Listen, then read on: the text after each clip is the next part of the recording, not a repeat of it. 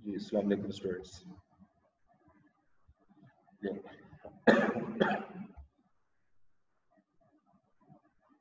अच्छा जी, कल हमने डिस्कस किया था रेलेवेंट। सर एक क्वेश्चन है जी जी सर, अगर मटेरियल हमारे पास अवेलेबल है और वो रेगुलर यूज में नहीं है, जी और सर हम उसकी जो हायर ऑफ हमने स्क्रैप वैल्यू और अल्टरनेट यूज का कॉन्सेप्ट पढ़ा था, तो जी सर अल्टरनेट यूज से जो उसकी सेविंग्स होंगी उसकी बात कर रहे हैं। जी, जो सेविंग होगी। तो सर वो अपॉर्चुनिटी कॉस्ट ही बन गई ना, कि अगर वहां से इतनी सेविंग्स हो सकती थी लेकिन हम उस मटेरियल को अपने प्रोजेक्ट में यूज कर रहे हैं, तो वो अपॉर्चुनिटी कॉस्ट बन जाएगी। देखो, अपॉर्चुनिटी कॉस्ट का मतलब सेविंग नहीं होती। अपॉर्चुनिटी कॉस्ट का मतलब होता है कि जो कॉस्ट आपकी, जो आपका बेनिफिट लॉस्ट हो रहा है, ठीक है, वो तो आपकी सेविंग। देखो उल्ट हो गया, ये उससे उल्ट है। अगर वहां से मेरी एक कॉस्ट लग रही है और वो सेव हो रही है इसकी वजह से, तो वो अपॉर्चुनिटी कॉस्ट नहीं कहलाती। अपॉर्चुनिटी कॉस्ट ये होती है कि वहां से मुझे जो बेनिफिट मिल रहा था वो लॉस्ट हो रहा है, वो अपॉर्चुनिटी कॉस्ट। इन दोनों में फर्क रखिएगा ना। सर ये जो अल्टरनेट यूज का वर्ड है, ये अल्टरनेट यूज वो है जिस प्रोजेक्ट की हम इस वक्त रिक्वायर्ड है हमें मटेरियल, उसको अल्टरनेट यूज कह रहे हैं। जी, उसके लिए उसका सॉरी, यानी जो हम प्रोजेक्ट कर रहे हैं ना, उसके लिए जो मटेरियल अवेलेबल है मेरे पास, उस मटेरियल का क्या कोई ऑल्टरनेट यूज है, वो चीज मेजर करनी तो सर वो जो उसका अगर ऑल्टरनेट यूज है, लेट्स सपोज हमें मटेरियल जे चाहिए है। और जी वो मटेरियल जे के की जगह यूज हो सकता है और के से हमें 5 रुपए की सेविंग्स होंगी, तो सर अगर हम उसको के की जगह यूज नहीं करते और उसको अपने प्रोजेक्ट में ले आते हैं, तो वो अपॉर्चुनिटी कॉस्ट ही बन जाएगी ना, क्योंकि वो सेविंग्स तो फॉरगॉन। नहीं नहीं, आप फिर गलत सोच रहे हैं। जिस वक्त अगर हम इस प्रोजेक्ट को अपने लिए यूज करते हैं, अपने लिए यूज करते हैं, तो वो तो उसकी कॉस्ट सेव नहीं हो रही, वो तो इनकर होगी, उसका हमारे साथ लिंक खत्म हो गया। हम ये कह रहे हैं कि अगर इस मटेरियल को हम इस प्रोजेक्ट में यूज करें या हम उसे ऑल्टरनेट यूज करें, तो उसमें से क्या फायदा होगा। देखो, हम बेसिकली यहाँ पर ये कैलकुलेट कर रहे होते हैं, अगर ये मटेरियल यूज ना हो तो हम इसको बेच सकते हैं, कितने में बिकेगा। अगर नहीं बिकता तो हम इसको अगर ऑल्टरनेट यूज करें तो फिर क्या क्या बेनिफिट हो सकता है। तो इसको अपॉर्चुनिटी कॉस्ट से लिंक मत करें। मैं बार बार कह रहा हूँ, अपॉर्चुनिटी कॉस्ट बेनिफिट लॉस्ट होता है, ये बेनिफिट लॉस नहीं है। ये ऑल्टरनेट से सेविंग नजर आ रही है, ये और चीज है।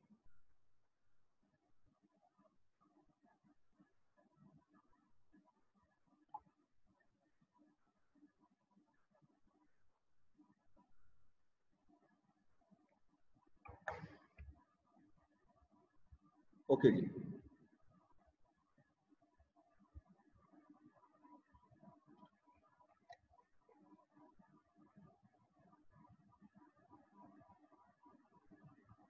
आज हम चैप्टर स्टार्ट करेंगे, स्टैंडर्ड कॉस्टिंग। ये एक टॉपिक है, इसमें 2 चैप्टर्स हैं। पहले चैप्टर में थ्योरेटिकल डिस्कशन की गई है, what is standard cost, standard costing कैसे कैलकुलेट की जाती है, लेकिन असल क्वेश्चन इसका जो आता है वो वेरिएंस से आता है, इसलिए इसको हम एक टॉपिक कंसीडर करते हैं। Excuse me sir.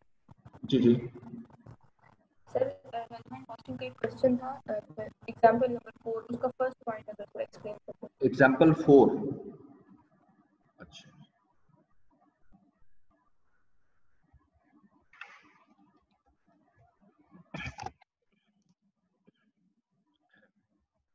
एग्जाम्पल 4 का क्वेश्चन नंबर 4,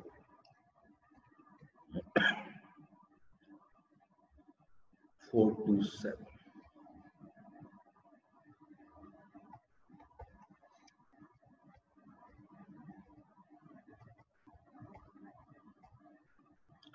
अच्छा, इसमें देखिएगा पहला point, first one, each unit of B1 extra would require 2 kg of material X and 1.5 labor hours.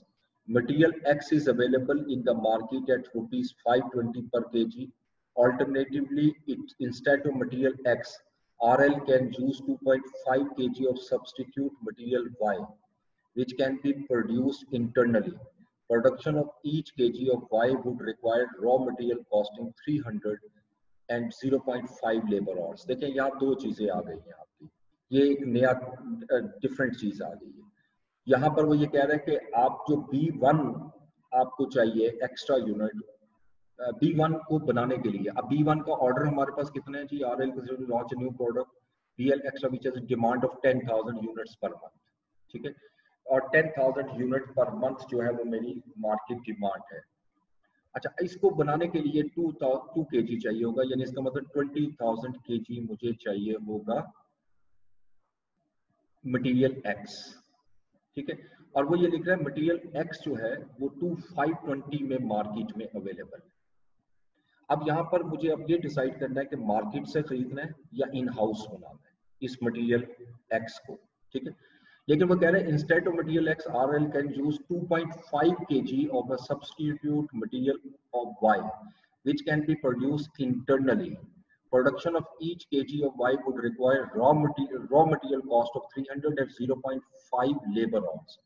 देखो, अगर मैं रॉ मटेरियल बना बनाया मार्केट से खरीदता हूँ मुझे मिलेगा मटेरियल X जो 520 है, और अगर मैं इसकी बजाय मटेरियल Y यूज करता हूँ जो 2.5 kg यूज होगा, ठीक है, तो अब 2.5 kg जो है उसकी प्राइस मुझे कैलकुलेट करनी पड़ेगी।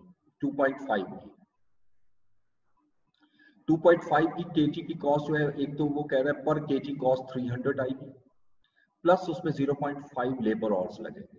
तो लेबर आवर्स की लेबर कॉस्ट आपको नीचे दी हुई है, normal rate of 250 per hour, तो 250 को आप 0.5 से मल्टीप्लाई करो, 125 आया, इसका मतलब है ये 4 to 5 kg हो गया, ठीक है, 4 to 5 पर kg। अच्छा, अब मटेरियल X अगर मुझे एक यूनिट में यूज करना है तो 2 kg यूज होगा, 2 into 520, ये एक अमाउंट आ गई, और अगर मैं मटेरियल Y यूज करता हूँ इन हाउस बनाकर तो उस पर जो कॉस्ट आ रही है 4 to 5, इसको 2.5 से मल्टीप्लाई करें, जो इसमें से कम होगा वो आप लोगे। आइए समझ बात।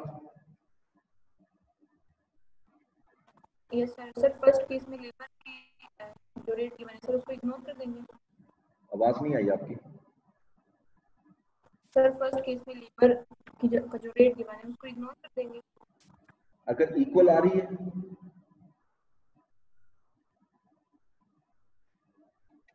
आपकी आवाज बिल्कुल नहीं आई, कट रही है आपकी आवाज, मुझे नहीं आ रही आपकी आवाज।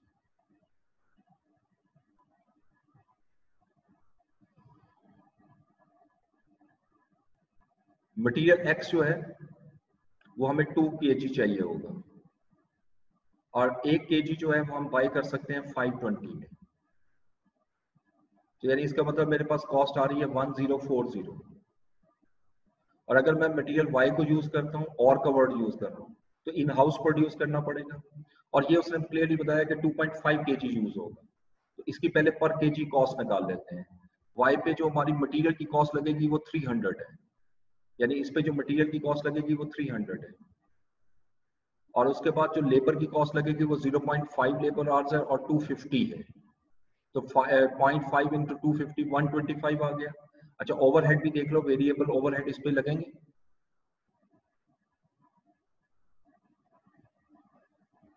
नहीं दिए हुए, ठीक है। अच्छा, ये दिए हुए, यहाँ से वेरिएबल ओवरहेड रेट भी निकलेगा, ये हाई लो मेथड लगाकर यहाँ से जो रेट निकलेगा वो भी लो है ओवरहेड्स को।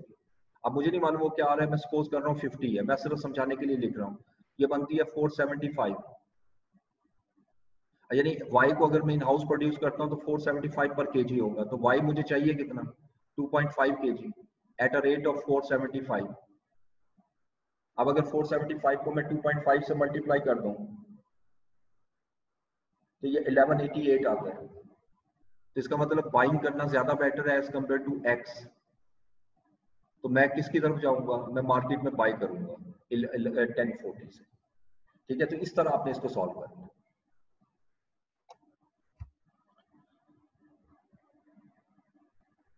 अच्छा, अब आइएगा स्टैंडर्ड कॉस्टिंग और वेरियंस एनालिसिस में, तो पहले जरा 2 वर्ड मैं आपसे डिस्कस करूंगा, what is a standard cost. बहुत सिंपल वर्ड में हम अगर लिखें तो मैं लिखता हूं प्री डिटरमिनेंट,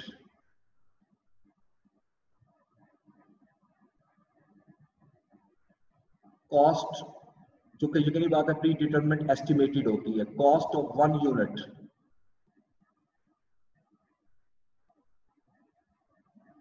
एक यूनिट पर मेरी कितनी कॉस्ट इनकर होगी, ठीक है, दिस इज स्टैंडर्ड कॉस्ट। और इसको हम normally standard cost per unit भी कहते हैं। लेकिन ये याद रखिएगा, इसके साथ एक वर्ड ऐड कर रहा हूं, ये बहुत जरूरी है, calculated at specific level of activity, जिसको हम बजटेड लेवल भी कह सकते हैं। यानी इसका मतलब ये नहीं लूंगा कि मैं एक यूनिट बनाऊंगा तो ये कॉस्ट आएगी, बल्कि मैं ये कह रहा हूं कि अगर बजटेड लेवल पे जाकर मैं वो उतने यूनिट बनाऊं तो उस पर एक यूनिट की कॉस्ट कितनी आएगी, वो स्टैंडर्ड कॉस्ट है। क्योंकि दोनों में बहुत फर्क है। अगर मैं सिर्फ एक यूनिट बनाता हूं उस पर कॉस्ट बहुत ज्यादा आएगी, और अगर मैं सपोज बजटेड यूनिट 10,000 यूनिट है और 10,000 यूनिट पर जाकर कैलकुलेट करता हूं और उसको एक यूनिट में कन्वर्ट करता हूं, this is known as standard cost. ठीक है। और एक वर्ड होता है standard costing.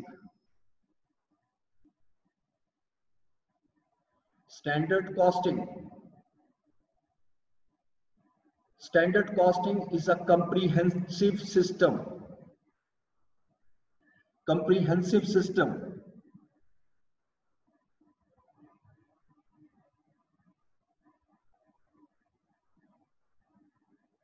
of costing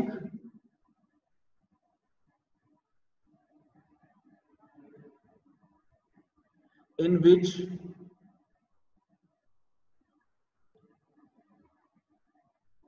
inventories are measured at standard cost,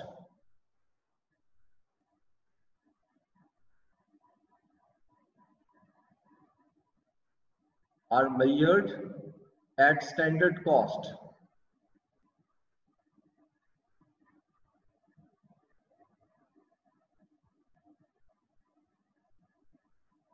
यानी जिसमें इन्वेंट्रीज को हम स्टैंडर्ड कॉस्ट पे मेजर करते हैं, एक्चुअल कॉस्ट पे मेजर नहीं करते। मिसाल के तौर पे अगर मैं मटेरियल खरीदता हूं, जिस मर्जी प्राइस पे खरीदूं, मैं रिकॉर्ड करूंगा इन्वेंट्री को स्टैंडर्ड कॉस्ट पे।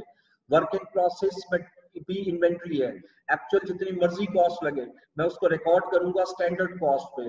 फिनिश गुड जितनी मर्जी कॉस्ट लगे मैं उसको रिकॉर्ड करूंगा स्टैंडर्ड कॉस्ट पे। तो यकीनी बात है, जब मैं इसको स्टैंडर्ड कॉस्ट पे रिकॉर्ड कर रहा हूँ और एक्चुअल कॉस्ट का डिफरेंस आता है, तो अब यहां पर हम लिखते हैं जी variances are identified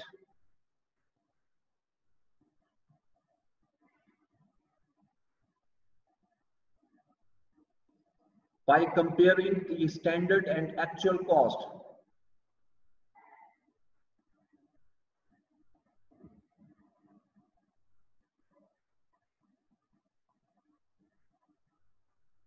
Standard and actual cost।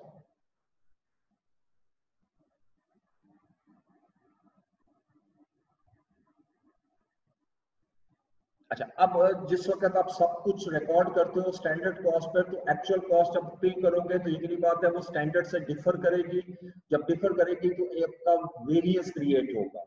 ठीक है, these variances are identified through this system. और फिर यहीं पे खत्म नहीं होता, इससे आगे वो लिखता है जी स्टैंडर्ड कॉस्टिंग में वेरिएंसेस आर देन एनालाइज्ड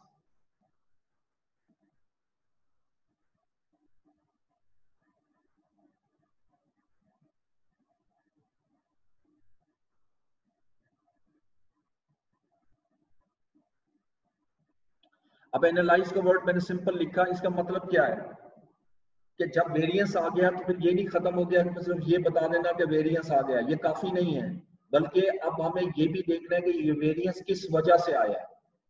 यानी इट मींस कि अगर मैं ये कहूं कि आप साल के या महीने के एंड पर, वैसे आमतौर पे मंथली करते कैलकुलेट करते हो, स्टैंडर्ड कॉस्ट को आप एक्चुअल कॉस्ट से कंपेयर करते हैं। स्टैंडर्ड कॉस्ट को बजट कॉस्ट कंसीडर नहीं करना प्लीज, इन दोनों में फर्क है, वो भी मैं एक्सप्लेन करता हूँ फर्क क्या है। स्टैंडर्ड कॉस्ट और एक्चुअल कॉस्ट का जो डिफरेंस होता है वो वेरिएंस होता है। बजटेड कॉस्ट और एक्चुअल कॉस्ट का डिफरेंस वेरिएंस नहीं कहलाता स्टैंडर्ड कॉस्टिंग के थ्रू। तो स्टैंडर्ड कॉस्ट और एक्चुअल कॉस्ट का जो डिफरेंस आ रहा है, this difference is known as variance. और इस वेरिएंस को फर्दर एनालाइज किया जाता है, यानी मीन एनालाइज से मतलब है कि पहले मैं इसके रीजंस आइडेंटिफाई करूंगा कि ये वेरिएंस आया क्यों है, क्या रीजन है जिसकी वजह से वेरिएंस आया है। मिसाल के तौर पे जी, एक मिनट सोचिए।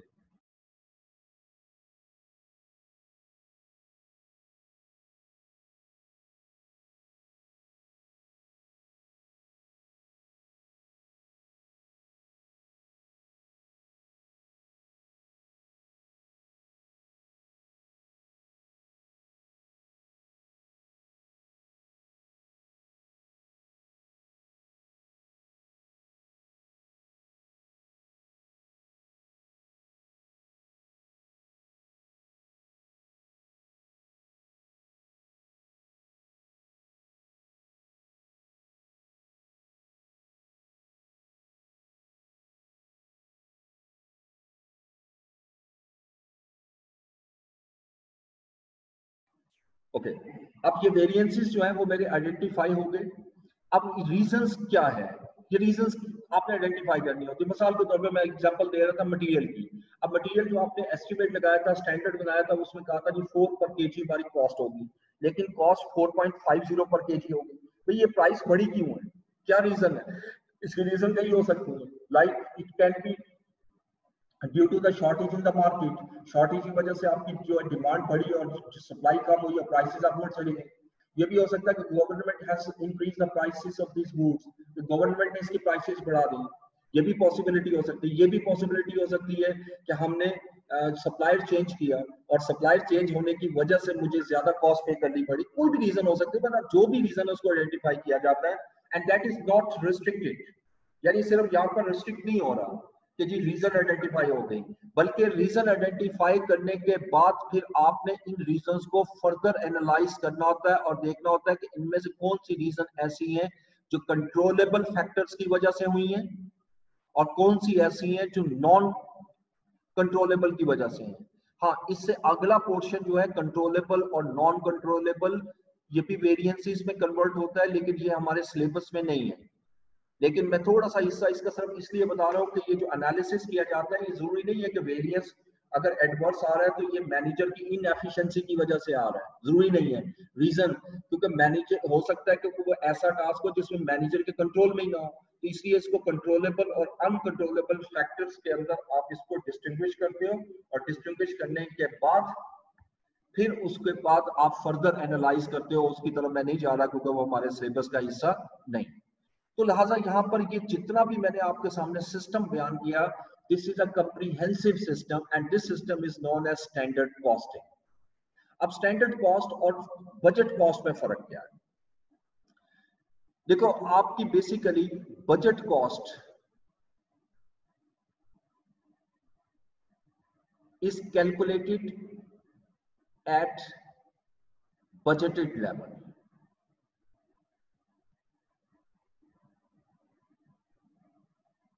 और ये जो पॉइंट बोल रहा हूं ये बहुत जरूरी है अंडरस्टैंड करना, क्योंकि आगे जाकर ये वेरिएंस में काफी मसाइल पैदा कर सकते हैं आपको अगर नहीं समझ आएगी। Standard cost is calculated eight actual level.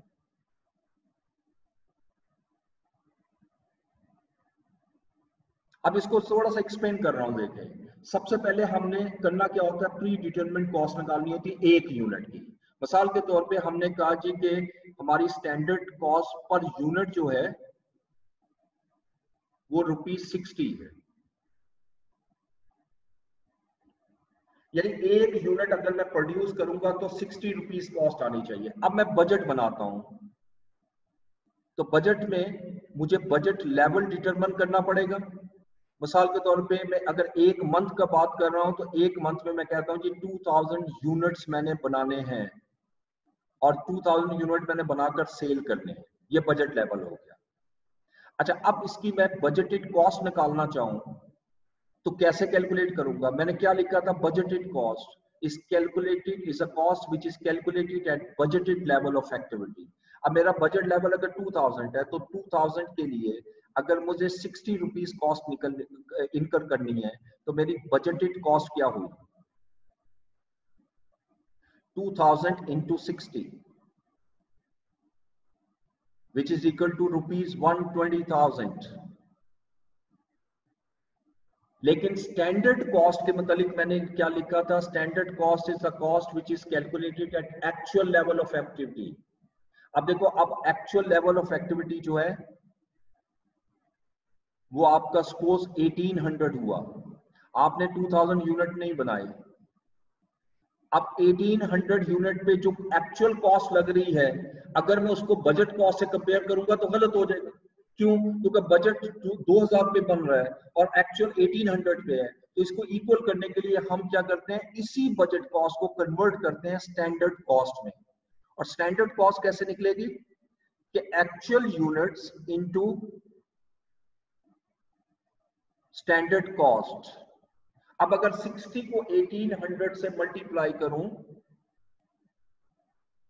108,000, ये दोनों में बेसिक डिफरेंस है।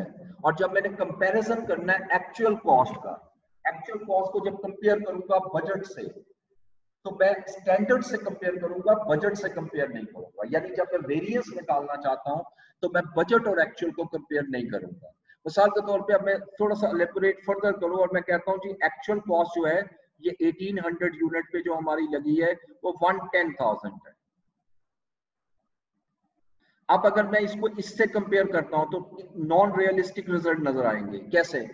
मैं ये कह रहा हूं कि 120 कॉस्ट लगनी चाहिए थी, 110 लगी। भाई ये तो गलत हो गया। क्यों? 120 कॉस्ट जो लगनी चाहिए थी वो आपकी 2000 यूनिट्स पे है, 1800 पर आपकी कॉस्ट कम लगनी चाहिए थी। अब अगर मैं इसको कंपेयर कर लूं तो ये तो नजर आ रहा है कि मेरा वेरिएंस 10,000 कॉस्ट सेव की है, ये फेवरेबल नजर आ रहा है सिचुएशन।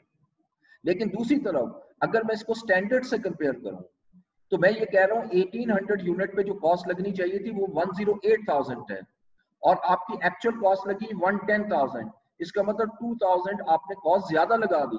एडवर्स, ये रियलिस्टिक स्टैंडर्ड आपका वेरिएंस है। इसलिए वेरिएंस स्टैंडर्ड और एक्चुअल का डिफरेंस है, बजट और एक्चुअल का डिफरेंस नहीं।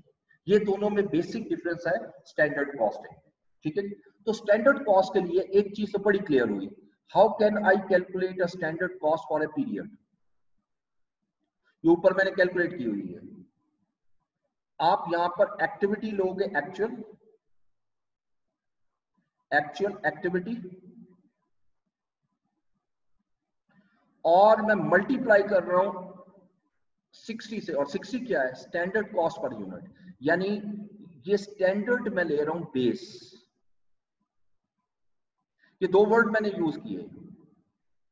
जब भी मैं आपसे कहता हूं कि कॉस्ट निकाल दो तो मुझे एक्टिविटी इनटू बेस करना है, कितने यूनिट बनाए और उस पर कितनी कॉस्ट लगी।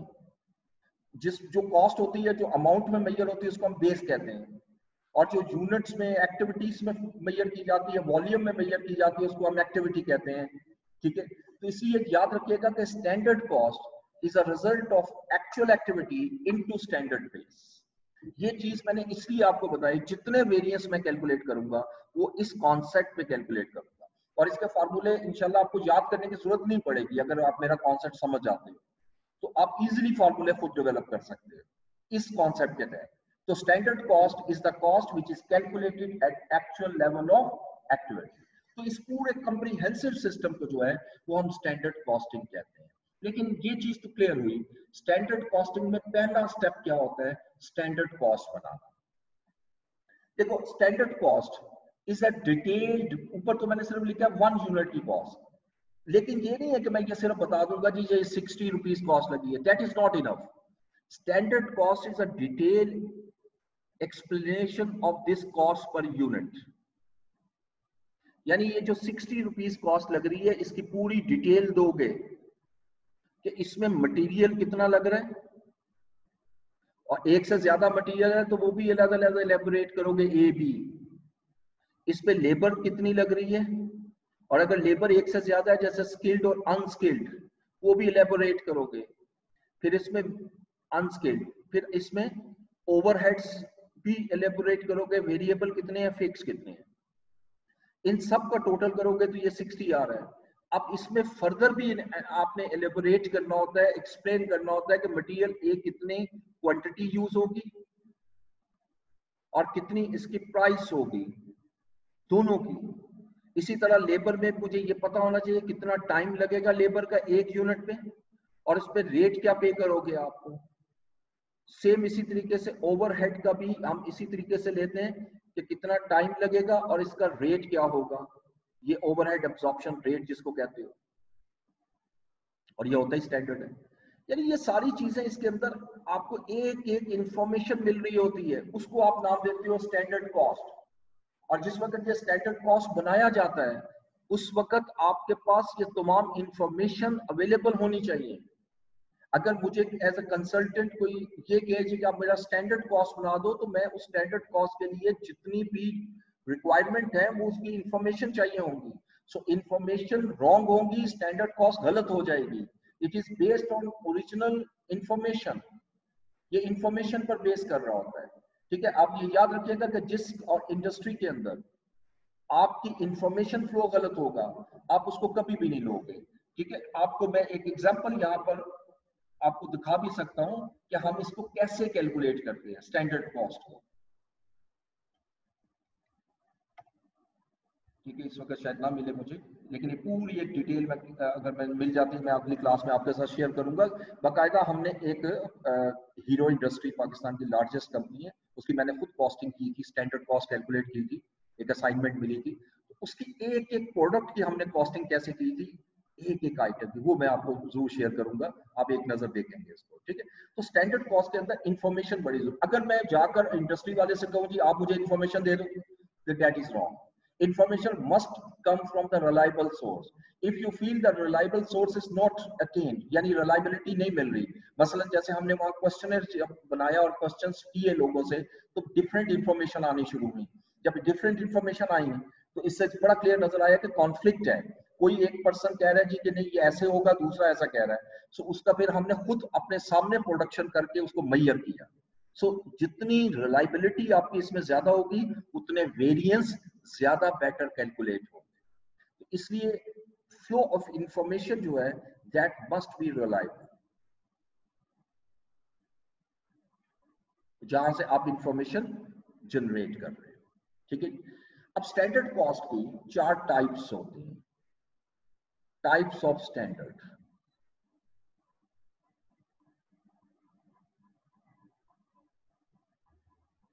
जिसमें सबसे पहली स्टैंडर्ड की टाइप होती है जिसको हम कहते हैं बेस स्टैंडर्ड।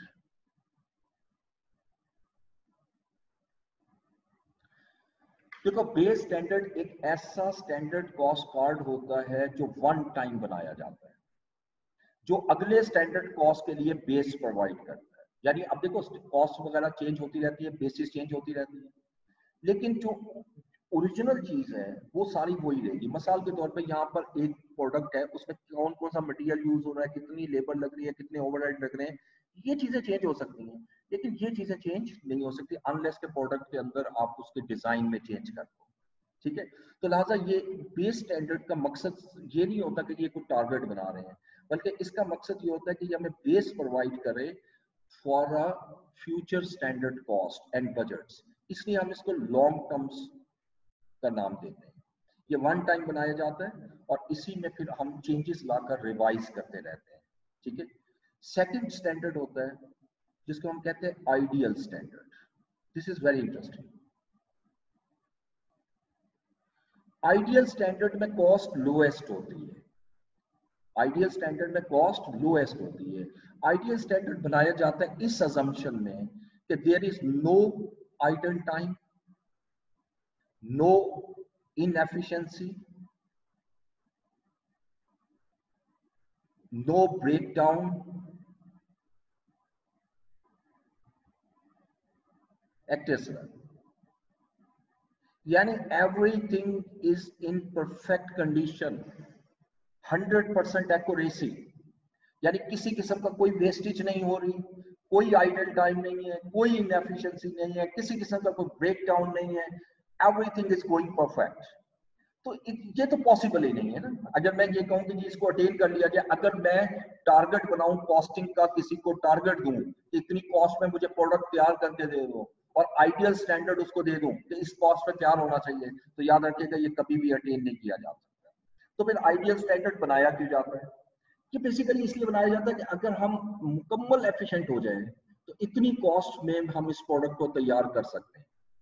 और दूसरा, एक नॉलेज के लिए आपको चीज बता दूं, पूरी दुनिया के अंदर, पूरी वर्ल्ड में सिर्फ एक नेशन ऐसी है जो आइडियल स्टैंडर्ड आज भी यूज करती है और उनमें डीमोटिवेशन नहीं आती। अदरवाइज आप बहुत से आर्टिकल पढ़ोगे जिस आर्टिकल्स में, रिसर्च आर्टिकल्स जिसमें ये लिखा गया कि आइडियल स्टैंडर्ड जब भी इंप्लीमेंट किया गया है तो आपकी एम्प्लॉइज के अंदर मोटिवेशन की बजाय डीमोटिवेशन नजर आई, क्योंकि जिस वक्त उनको पता है कि ये अटेन नहीं होगा तो वो मोटिवेट नहीं होंगे, क्योंकि स्टैंडर्ड्स पर, टारगेट्स पर आपके इंसेंटिव्स होते हैं। अगर एक टारगेट अटेन ही नहीं होगा एम्प्लॉय का, उसको पता है कि मैं अटेन कर ही नहीं सकता, पॉसिबल ही नहीं है, इम्पॉसिबल टू अटेन, तो फिर मुझे टारगेट कहाँ मिलेंगे? So only nation is a Japanese. Japanese वाहिद नेशन है जो अब भी आइडियल स्टैंडर्ड यूज करती है। दे ऑलवेज ट्राई, उनका बेसिक कॉन्सेप्ट ये है कि we always try to attain the impossible, यानी वो हमेशा कोशिश करते हैं तो उसके लिए होगा क्या कि वो उसके करीब तरीन आएंगे। इस वजह से वो बहुत सक्सेसफुल हैं, बेशक वो इसको यूज करते हैं। ठीक है, तीसरा स्टैंडर्ड आता है जो सबसे बेस्ट स्टैंडर्ड कंसीडर होता है, अटेनेबल स्टैंडर्ड।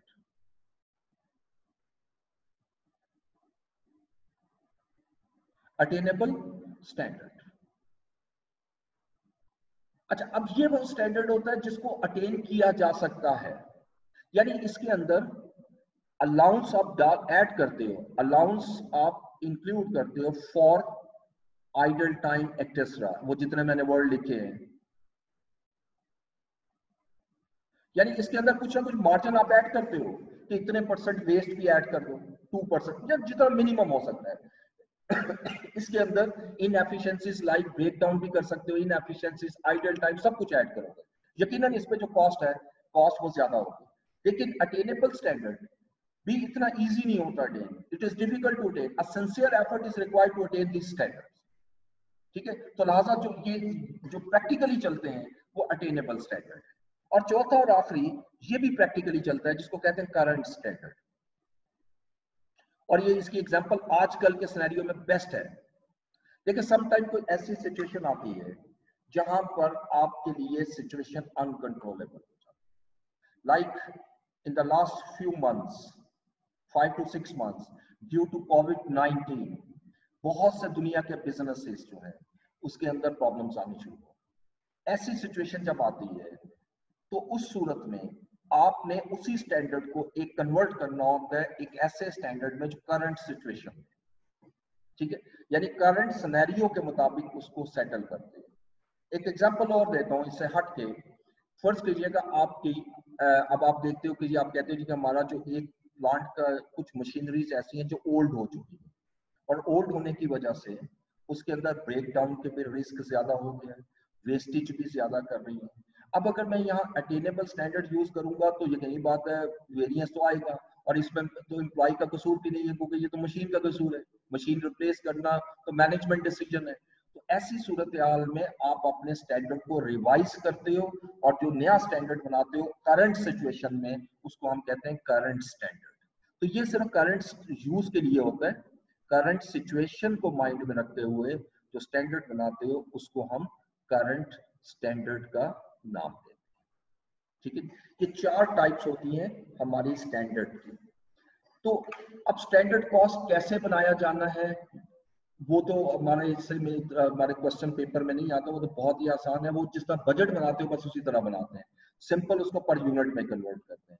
जो एग्जामिनेशन में क्वेश्चन आता है वो वेरिएंस का है, ठीक है। तो मैं नेक्स्ट स्लाइड पे मूव करूंगा। सर बजट में जो हम कॉस्ट निकालते हैं और जो स्टैंडर्ड में कॉस्ट निकालते हैं उसमें डिफरेंस कहाँ पे आता है?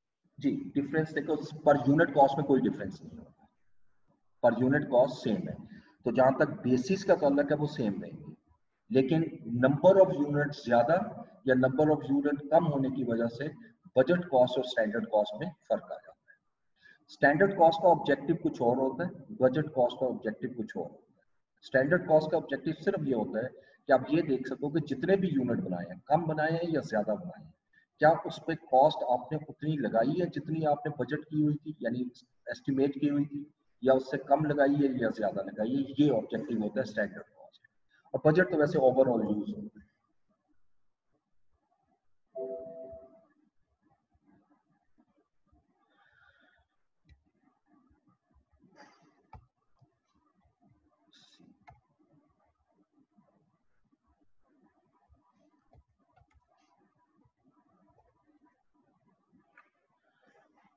अच्छा जी, अब आइएगा वेरिएंस की तरफ। अब यहां से जो मैं फार्मूले आपके सामने बनाऊंगा ना, प्लीज ये फार्मूले आपने खुद बनाने हैं, मैं कॉन्सेप्ट सिर्फ समझाऊंगा। वेरिएंस एनालिसिस जैसे हम पढ़ चुके हैं अभी पिछली स्लाइड में, variance is a result of standard minus actual.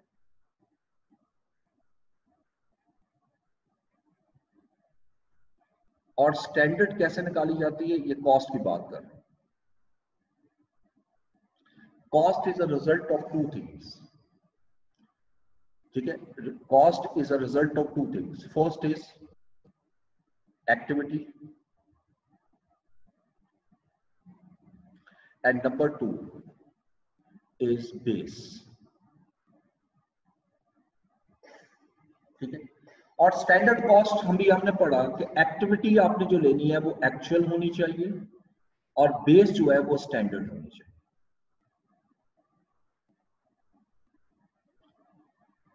So please carefully listen to me.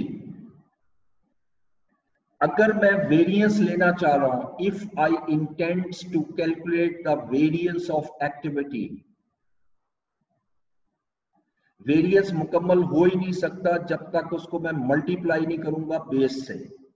Variance ले रहा हूं एक्टिविटी का, वेरिएंस ऑफ एक्टिविटी। तो अगर मैं सिर्फ कहता हूं जी एक्टिविटी का वेरिएंस ले रहा हूं, ये तो क्वांटिटी में आया, जब तक इसको मैं बेस से मल्टीप्लाई नहीं करूंगा तो ये मेरा वेरिएंस नहीं आएगा। ठीक है, अगर मैं लेना चाहता हूं वेरिएंस ऑफ बेस, यानी बेस का वेरिएंस ले रहा हूं, मिसाल के तौर पे मैं कहता हूं ये स्टैंडर्ड प्राइस क्या थी और एक्चुअल प्राइस क्या है, तो ये तो पर यूनिट हो गई, इसको जब तक मैं एक्टिविटी से मल्टीप्लाई नहीं करूंगा वेरिएंस नहीं आएगा।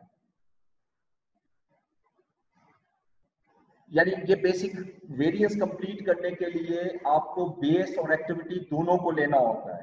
लेकिन अगर मैं एक्टिविटी का वेरिएंस ले रहा हूं तो बेस सिंपली मल्टीप्लाई होगी, बेस का वेरिएंस ले रहा हूं एक्टिविटी सिंपली मल्टीप्लाई होगी। अब आइएगा मेन पॉइंट की तरफ। बेस से जब भी बेस से मल्टीप्लाई करूंगा, स्टैंडर्ड कॉस्टिंग प्रिंसिपल के तहत बेस क्या होनी चाहिए, स्टैंडर्ड। और जब भी मैं आप मल्टीप्लाई करूंगा एक्टिविटी से, स्टैंडर्ड कॉस्टिंग प्रिंसिपल के मुताबिक एक्टिविटी होनी चाहिए एक्चुअल। यानी जब मैं बेस से मल्टीप्लाई करूंगा तो स्टैंडर्ड बेस लूंगा, एक्टिविटी से मल्टीप्लाई करूंगा एक्चुअल बेस, एक्चुअल एक्टिविटी लूंगा। अब ये कैसे अप्लाई करना है इसको जरा अंडरस्टैंड करते हैं। इतने हिस्से को अप्लाई करूंगा तो आपको अंडरस्टैंड हो जाएगा व्हाट आई इंटेंड टू से। और ये जितना हिस्सा मैंने लिखा है इसमें पूरे का पूरा वेरिएंस एनालिसिस करके दिखाऊंगा, सिर्फ इतने हिस्से पे। अब देखिएगा, सबसे पहले आइएगा आइटम वाइज।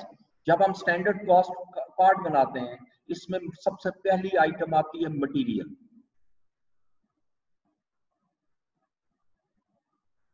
अगर मेरी material cost, standard material cost और एक्चुअल मटेरियल कॉस्ट डिफर कर रही है, वो एक जैसी नहीं है, वो डिफरेंस हो रहा है, इसका मतलब वेरिएंस आ रहा है।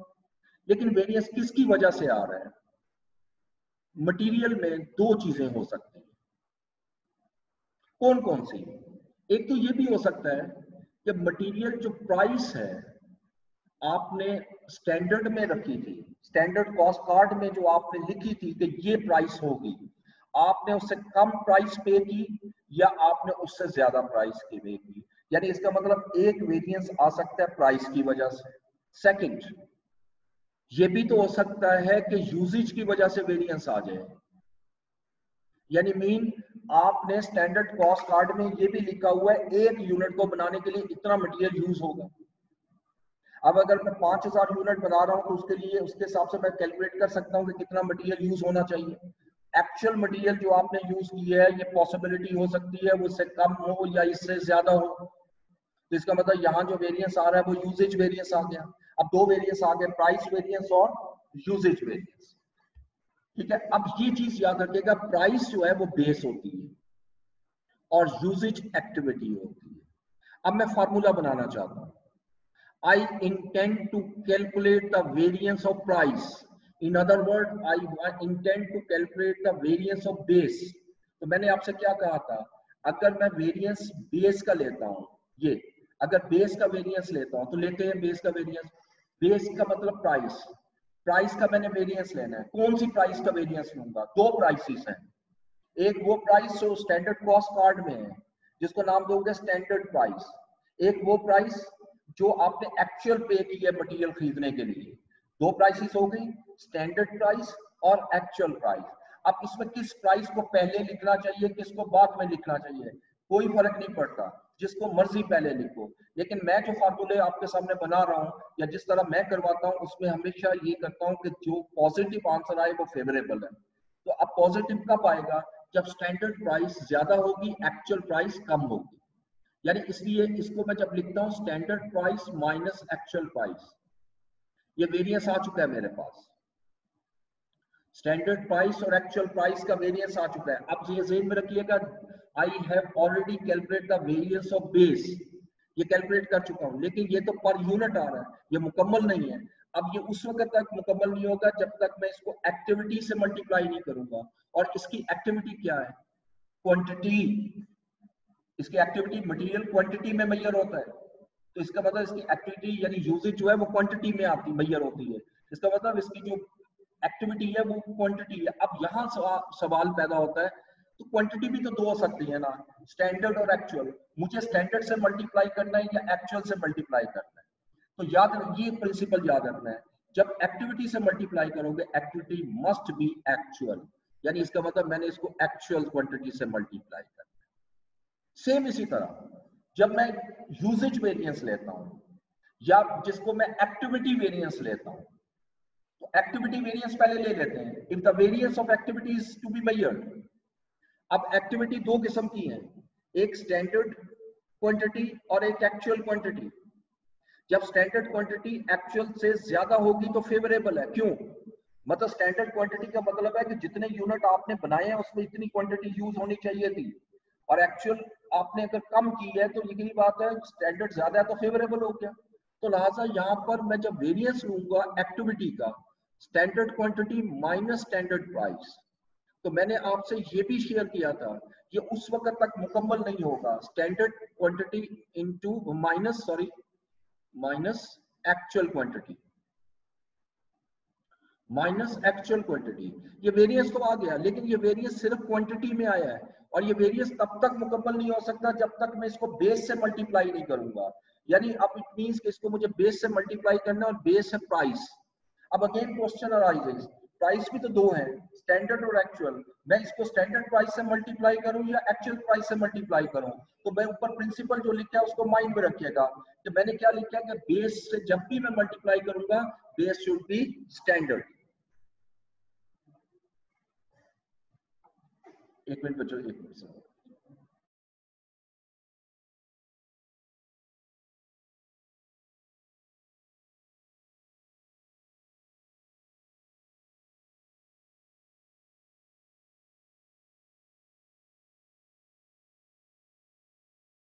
ओके। तो अब मैंने मल्टीप्लाई करना है प्राइस से, तो प्राइसेस भी दो है, स्टैंडर्ड प्राइस और एक्चुअल प्राइस, और प्रिंसिपल क्या ध्यान में रखना है कि जब भी मैं बेस से मल्टीप्लाई करूंगा base should be standard into standard price. अब आप दोनों को कंपैरिजन करके देखो। अब होता क्या है, जो स्टूडेंट्स इन फार्मूलों को याद करके जाते हैं वो फंसते कहां पे हैं, उनको एग्जाम में भूल किया जाता है, क्योंकि एग्जाम का प्रेशर भी होता है। ये जब मल्टीप्लाई करते हैं अब ये भूल जाते हैं कि मैंने एक्चुअल से मल्टीप्लाई करना है या स्टैंडर्ड से करना है, तो वो कई दफा गलत कर जाते हैं।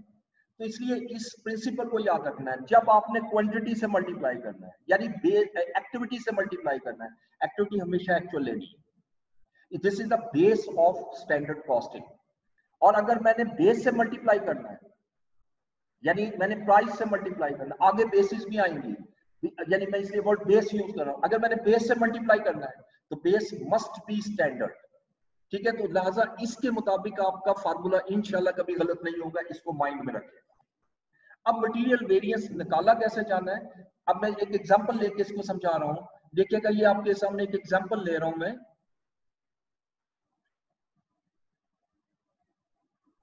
एग्जांपल में वो लिखता है कि स्टैंडर्ड कॉस्ट, चूंकि मटेरियल का इसलिए ये मटेरियल दिया और इसमें पूरा डिटेल दिया हुआ है कि 3 kg at a rate of ₹12 पर kg इज इक्वल टू 36। जब ये स्टैंडर्ड कॉस्ट कार्ड दिया होता है तो ये याद रखिएगा, ये स्टैंडर्ड कॉस्ट कार्ड जो है जो आपने लिखा हुआ है,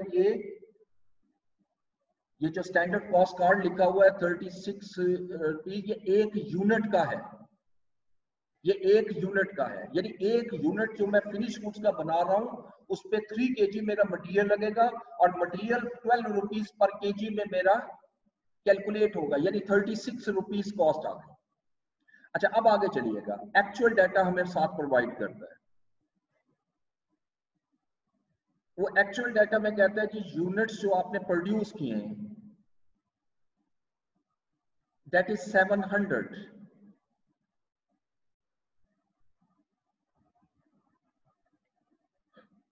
और इस पर मटेरियल जो आपने यूज किया है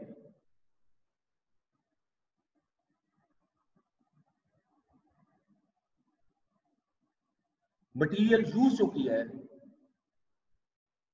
वो 2070 kg की है, और प्राइस पर केजी जो आपने पे की है वो 12.70 पर केजी। अब ये इस डाटा के थ्रू वो आपसे कहता है जी मटेरियल की वेरिएंस निकालो।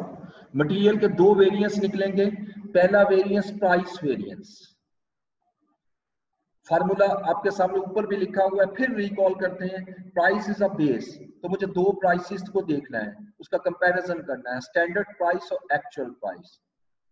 स्टैंडर्ड ज्यादा होगी तो फेवरेबल है। अब ये स्टैंडर्ड प्राइस जो है, यकीनी बात है कि ये पर यूनिट है, एक्चुअल प्राइस जो ले रहा हूँ ये भी पर यूनिट है। इसको वेरियंस कंप्लीट हो ही नहीं सकता जब तक मैं इसको क्वांटिटी से यानी एक्टिविटी से मल्टीप्लाई नहीं करूंगा, और एक्टिविटी स्टैंडर्ड कॉस्टिंग प्रिंसिपल के तहत हमेशा एक्चुअल होगी। तो standard price minus actual price into actual quantity. अब स्टैंडर्ड प्राइस लीजिएगा, what is a standard price? Data आपके सामने है, जरा आप पार्टिसिपेट करके मुझे बताएं स्टैंडर्ड प्राइस क्या होनी चाहिए यहाँ पर।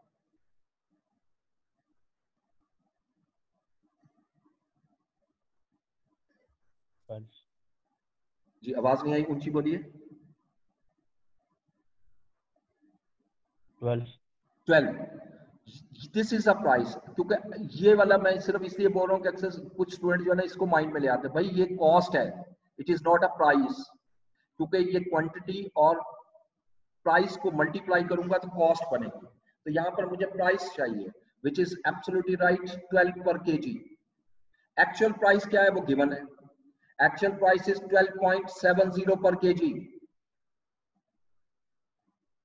अब स्टैंडर्ड प्राइस और एक्चुअल प्राइस का मैंने वेरिएंस ले लिया, वेरिएंस आ चुका है, लेकिन ये पर केजी वेरिएंस आया है। इसको अब मुझे मल्टीप्लाई करना है एक्चुअल क्वांटिटी से। एक्चुअल क्वांटिटी कितनी दी हुई है यहाँ पर? 2070।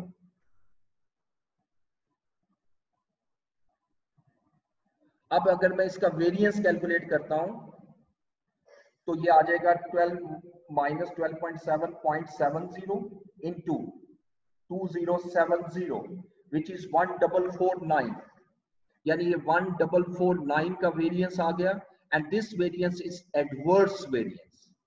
इसके साथ हम वर्ड लिखते हैं एडवर्स, एडीवी, और ए भी लिख देते काफी है, एडवर्स, या in other words this variance is unfavourable variance. ये फेवरेबल वेरिएंस नहीं है, क्योंकि जो मैंने एस्टिमेट लगाया था उससे ज्यादा कॉस्ट पे की। ठीक है, ये एडवर्स वेरिएंस है। मैंने माइनस और प्लस का साइन नहीं लगाना, मैंने सिर्फ फेवरेबल और एडवर्स का वर्ड ऐड करना है। This variance is known as price variance. अब आइएगा सेकंड वेरिएंस, अगर मैं यूजेज वेरिएंस निकालना चाहता हूं, यूजेज वेरिएंस अब ऑब्वियसली क्वांटिटी का वेरिएंस है, तो स्टैंडर्ड क्वांटिटी जब मैं पहले क्यों लिख रहा हूं, क्योंकि स्टैंडर्ड ज्यादा होगी तो फेवरेबल है, और actual quantity into standard price. अब यहां प्राइस से मैंने मल्टीप्लाई करना है, और स्टैंडर्ड कॉस्टिंग प्रिंसिपल के तहत जब बेस से मल्टीप्लाई करूंगा, base must be standard, base हमेशा स्टैंडर्ड होगी। तो standard quantity actual quantity into standard price formula बना। अब बताइएगा स्टैंडर्ड क्वांटिटी कितनी आएगी, क्वेश्चन को देख के बताइएगा, what should be the standard quantity? 3। ये आपने बिल्कुल ठीक बताया, लेकिन ये जो 3 आपने बोला ये 1 यूनिट की है, तो यहां जो मैंने लेना है वो टोटल लेना है। उसके लिए क्या करोगे कि 3 kg 1 यूनिट पे लगना चाहिए था। आप कितने यूनिट बना रहे हो? 700 यूनिट। 1 यूनिट पे 3 kg लगना चाहिए, 700 यूनिट पे कितना लगना चाहिए? 2100। यहाँ टोटल में लानी है क्वांटिटी, ये पर यूनिट नहीं है, ये प्राइस होती पर यूनिट है, क्वांटिटी टोटल में लानी है कि जितने यूनिट आप बना रहे हो उतने यूनिट्स के लिए कितनी क्वांटिटी यूज होनी चाहिए थी, और कितनी एक्चुअल यूज की? 2070। यानी अब आप देखो स्टैंडर्ड क्वांटिटी आपने ज्यादा है और कम यूज की, एक्चुअल क्वांटिटी कम यूज हुई। ठीक है, तो ये फेवरेबल सिचुएशन आ गई, 30 kg आपने बचा लिया। अल्हम्दुलिल्लाह। अब इसको मैं मल्टीप्लाई करूंगा स्टैंडर्ड प्राइस से। अब what should be the standard price? Yes absolutely, आप पहले लिख चुके हो 12, अब अगर इसको कैलकुलेट करें 2100 माइनस 2070 ये 30 आया, 30 इंटू 12 360। अब चूंकि आंसर प्लस में आ रहा है और जैसे मैं फार्मूले लिख रहा हूं इसमें प्लस में आएगा, तो ये फेवरेबल कंडीशन है। अब ये बड़ा क्लियर शो कर रहा है कि जो आपने मटेरियल खरीदा था, यानी प्राइस की वजह से जो वेरिएंस आ रहा है वो आपका एडवर्स है, और यूजेज की वेरिएंस की वजह से जो आ रहा है फेवरेबल है। ओवरऑल वेरिएंस मेरा एडवर्स है, ओवरऑल वेरिएंस मेरा फेवरेबल नहीं है, ठीक है। अब मसलन इसका टोटल वेरिएंस अगर मैंने निकालना है, अब मैं बेस और क्वांटिटी की बात नहीं कर रहा, टोटल वेरिएंस। टोटल का मतलब है मटेरियल वेरिएंस। अब इसमें प्राइस और यूसेज कॉम्बिनेशन में है, तो इन दोनों को प्लस करूंगा तो वही आंसर आना चाहिए, ठीक है। लेकिन फिर भी मैं आपको बता दूं, टोटल वेरिएंस अगर अलहदा से मांग ले, वैसे आज तक नहीं आया पेपर में, तो उसके लिए एक ही फार्मूला लिखना है। कितने यूनिट बनाए हैं आपने, एक्चुअल यूनिट्स, जैसे पिछली स्लाइड में मैं आपको एक चीज शो कर रहा था, इनटू एक यूनिट पे कॉस्ट कितनी आनी चाहिए, स्टैंडर्ड कॉस्ट पर यूनिट। और ये सिर्फ मटेरियल, अगर मटेरियल का निकाल रहा हूं तो मटेरियल कॉस्ट हो जाएगी, लेबर निकाल रहा हूं तो लेबर कॉस्ट हो जाएगी पर यूनिट, और माइनस एक्चुअल कॉस्ट। ये एक यूनिवर्सल फॉर्मूला मैंने बना दिया। कोई भी वेरिएंस लेना हो, मटेरियल का, लेबर का, वेरिएबल ओवरहेड का, फिक्स्ड ओवरहेड का, किसी चीज का आपने वेरिएंस लेना हो, टोटल का आपने इसी तरह निकालना है। देखो ये बड़ा सिंपल लॉजिक है। ये हिस्सा स्टैंडर्ड कॉस्ट है और ये एक्चुअल कॉस्ट है। स्टैंडर्ड कॉस्ट क्या होती है, एक्चुअल यूनिट्स, एक्चुअल एक्टिविटी और बेस स्टैंडर्ड। अब कितने यूनिट आपने बनाए हैं, 700 यूनिट। मैं कहता हूं जी 700 यूनिट आपने जो बनाए, इस पे कितनी कॉस्ट लगनी चाहिए थी, एक यूनिट पे 36 कॉस्ट लगनी चाहिए। 700 इंटू 36, एक्चुअल कॉस्ट कितनी लगी है वो यहां से ले लो, यानी 2070 kg मैंने यूज किया और 1 kg 12.70 में खरीदा है। अब अगर इसको कैलकुलेट करें तो 700 इंटू 36, ये अमाउंट आती है 25,200, यानी इतनी कॉस्ट मटेरियल की लगनी चाहिए थी। और एक्चुअल कॉस्ट आपने जो मटेरियल की लगाई है 2070 इंटू 12.7, 26289।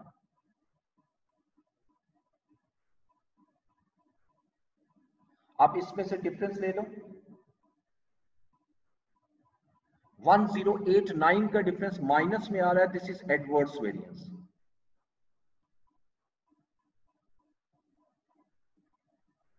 और अगर मैं इन दोनों का नेट डिफरेंस लूंगा तो ये भी वही आएगा, ठीक है, इसमें फर्क नहीं होता। तो ये टोटल वेरिएंस कई दफा अगर रिक्वायर कर ले तो आप इस तरह निकाल सकते हो, ठीक है। अब आइएगा एंट्रीज की तरफ। एंट्री साथ साथ करनी है, ये पेपर में आती हैं और ज्यादातर स्टूडेंट बेशक कम आती हैं लेकिन आती हैं, और ज्यादा स्टूडेंट करके नहीं जाते, फिर फंस जाते हैं। एंट्रीज देखो, एंट्रीज उस कॉन्सेप्ट के तहत चलना है जो हमने स्टैंडर्ड कॉस्टिंग में लिया था। इसमें दो एंट्रीज हम पढ़ेंगे, परचेज ऑफ मटेरियल।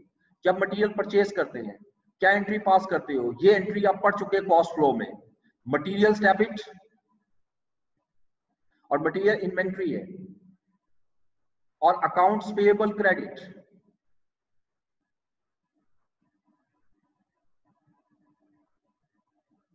अच्छा अब देखिएगा स्टैंडर्ड कॉस्टिंग प्रिंसिपल क्या कहता है, inventory shall be recognised and material cost as standard cost. इसका मतलब मटेरियल जो मैं डेबिट करूंगा वो स्टैंडर्ड कॉस्ट से करूंगा, इररिस्पेक्टिव मैंने कितने में खरीदा है, ठीक है। अच्छा अब मटेरियल आपने बाय कितना किया है, जितना यूज किया उतना बाय किया होता ना, अगर ना दिया हो लेता 2070 आपने केजी बाय किया, लेकिन इसको मल्टीप्लाई करूंगा स्टैंडर्ड से। स्टैंडर्ड प्राइस क्या है 12, यानी inventory should be recorded at standard price.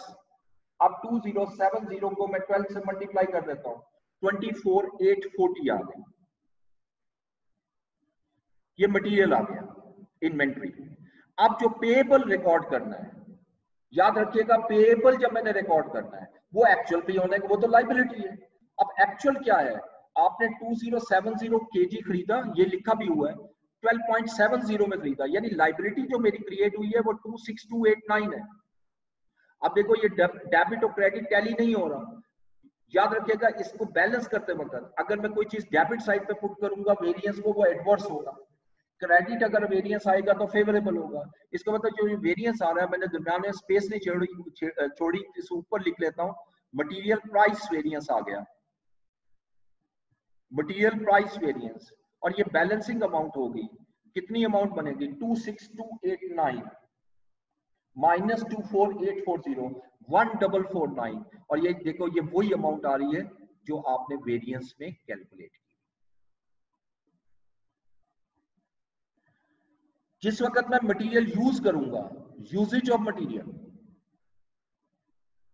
उस वक्त आप वर्क इन प्रोसेस को डेबिट करते हैं, और वर्क इन प्रोसेस के लिए हमेशा याद रखना है स्टैंडर्ड इनटू स्टैंडर्ड करना है, यानी कितनी क्वांटिटी यूज होनी चाहिए थी, 700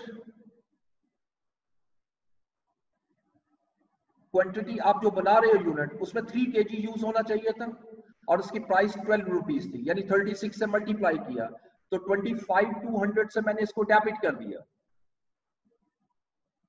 और मटेरियल्स क्रेडिट होगा क्योंकि इन्वेंट्री यूज हो रही है, और कितनी इन्वेंट्री यूज हो रही है? 2070, और material has been recorded at standard cost, इसको 12 से मल्टीप्लाई करो, 2070 इंटू 12, 24,840। अब इसकी डेबिट साइड ज्यादा है, डिफरेंस लीजिएगा, डिफरेंस आ रहा है इसका 360, this is 360 variance is the favourable variance and it is material usage variance. अब टाइम खत्म हो रहा है, मेरी अगली क्लास है मटेरियल यूजेज वेरिएंस, ठीक है, ये मैं क्लोज कर रहा हूं। तो अब इसकी डिस्कशन आप कल यहां से स्टार्ट करेंगे, अगर नहीं समझ आई इसकी तो फिर कल इंशाल्लाह इसको डिस्कस करें, ठीक है जी, थैंक यू।